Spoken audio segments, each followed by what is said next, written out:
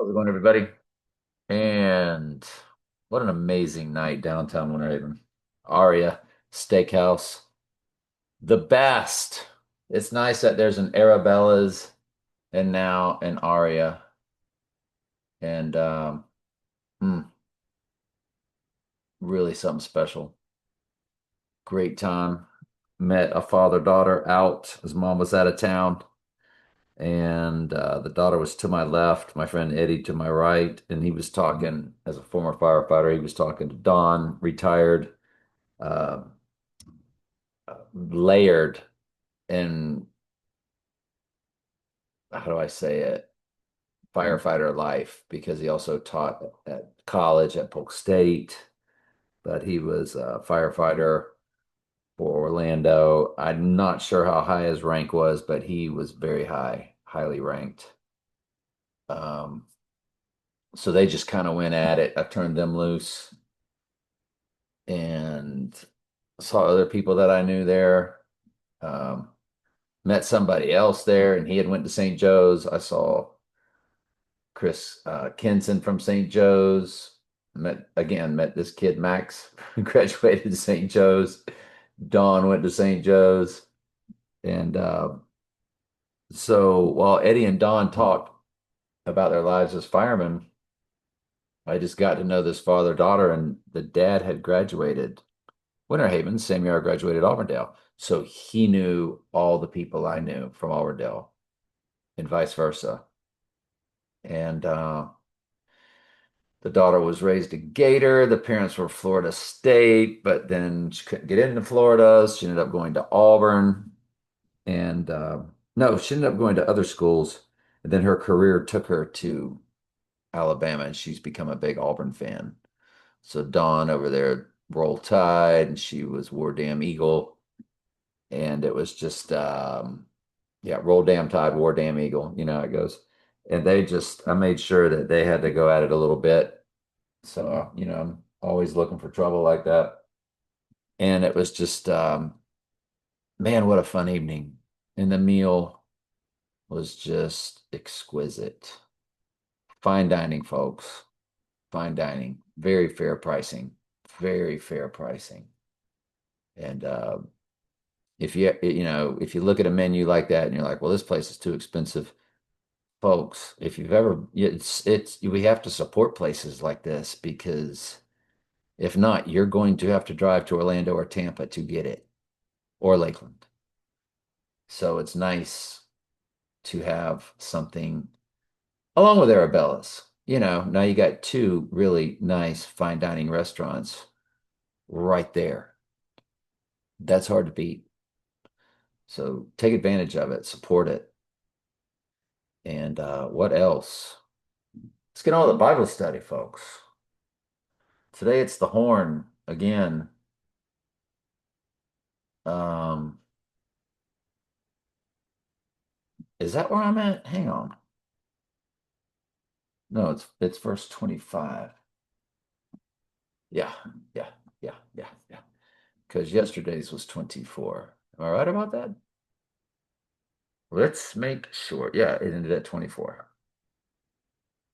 And then Luke ended at 14. So today's should begin at 15, and it does. We're off and running like a hurdle of turtles. So this is the Antichrist, the horn. And remember, Jesus said the Antichrist would be here in his own name, and a trump is a horn, and a horn is a trump. And I forget what verse it is. I'm going to guess. Let's just take a guess. Oh, man. Oh, it's on the tip of my tongue.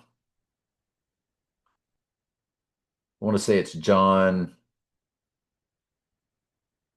5:24, but that's not what it is. I come in my Father's name and you receive me not, but if another comes in as, well, it's John 5:43, not John 5:24. John 5:43, King James Version, Bible Gateway. Jesus said, I come in my Father's name. That's the Christ, right? And you receive me not. If another what? Another Christ, Antichrist. If another shall come in his own name. That's one of the most key Bible verses. And you're not going to get this in the mainstream on purpose. That's a long story. But this is one of the biggest clues in all the Word of God. You can go into 1,000 churches over the next 2,000 days or 1,000 Sundays in a row, and you're never going to get this.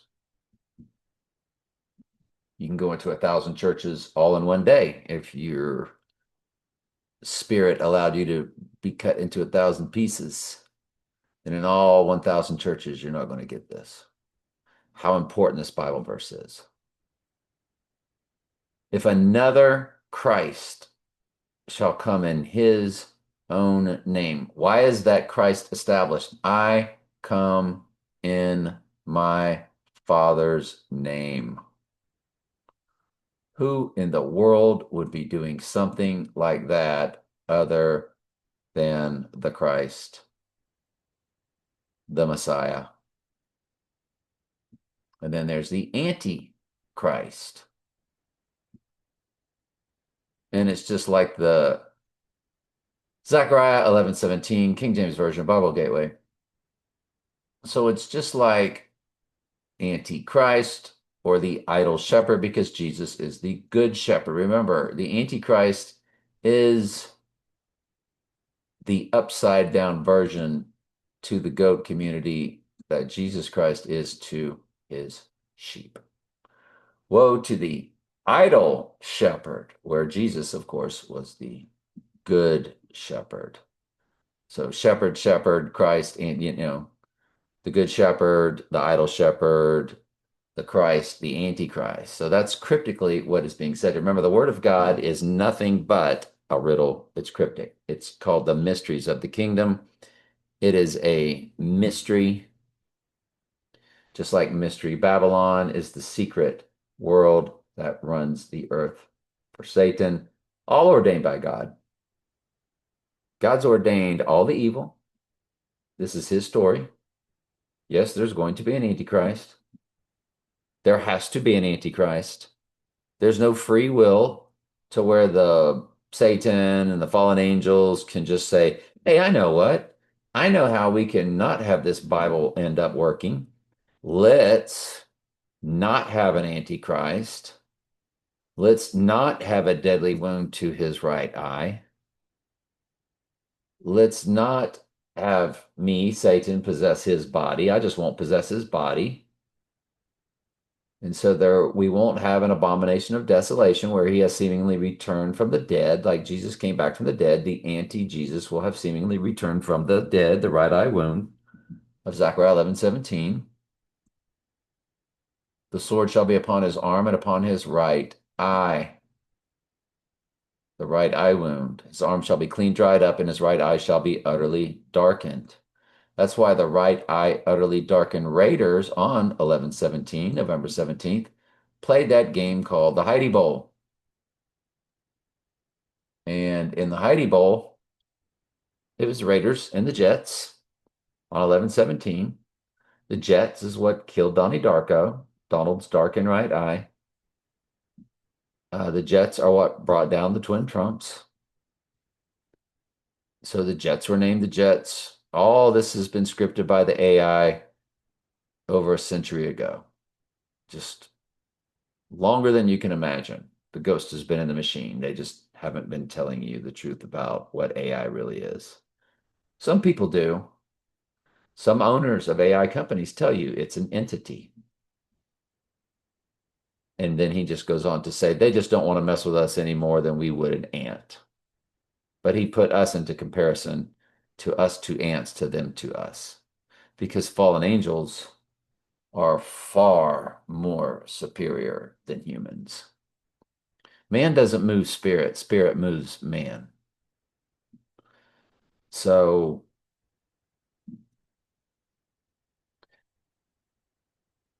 you have this passage in Daniel 7:21 through 7:25 about the horn as the Antichrist, and Trump Tower's five multiple addresses are Trump Tower 721 through 725 Fifth Avenue. And the AI cut me off. That was very rude.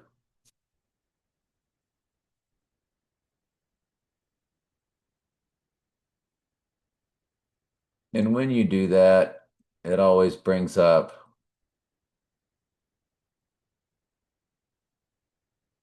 the Wikipedia of Trump Tower, and there it is, 721 through 725 Fifth Avenue. And they have changed it from 664 feet tall to 663 feet tall. That's interesting. It's 58 stories, and yet Trump's penthouse is called the 66th floor. How do you have a 58-story building with a 66th floor? Because 66th book in the Bible is Revelation. Trump's penthouse on the 66th floor.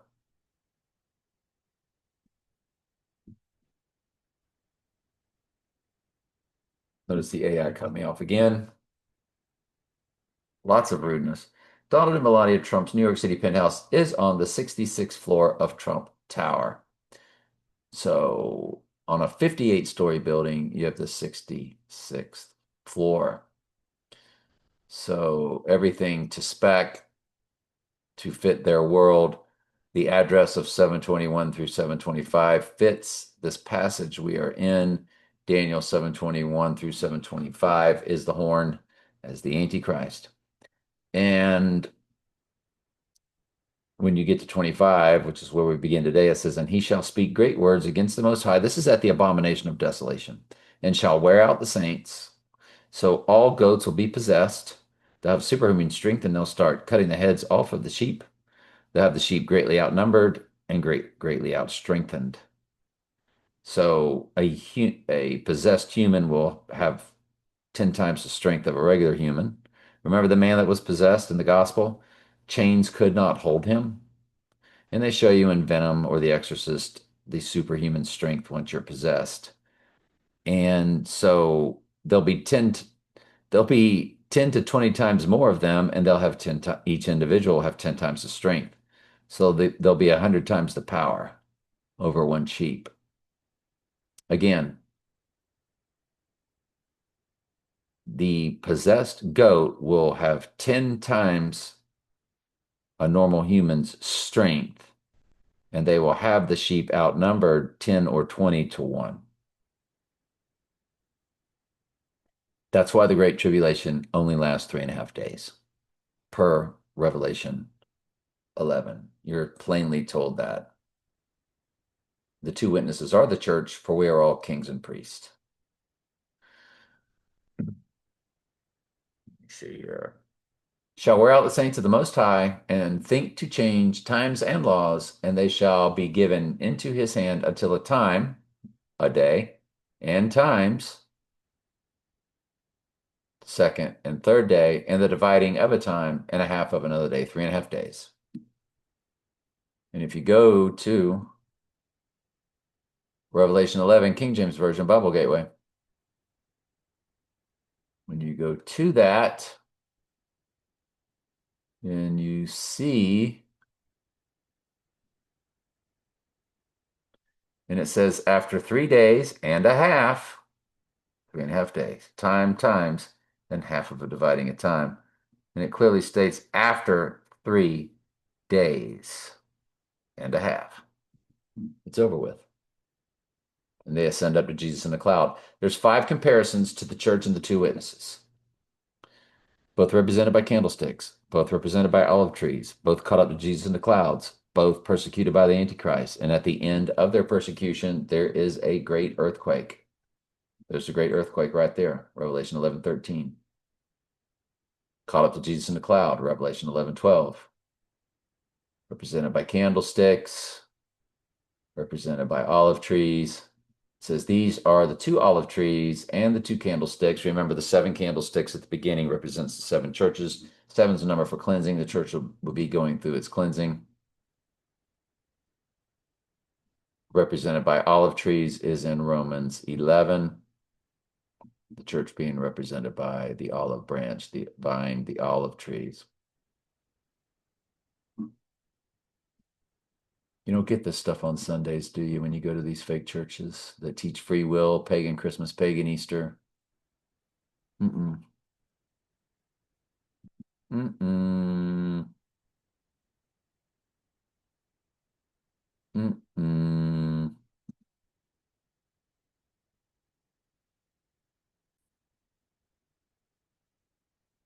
All right, anyway, let's get on with it. I took a little break. And they shall be, and I read that. Okay. So then again, if you've been following along, hopefully watching these on the playlist, then it goes back to God winning again. That's what's kind of here in this yellow.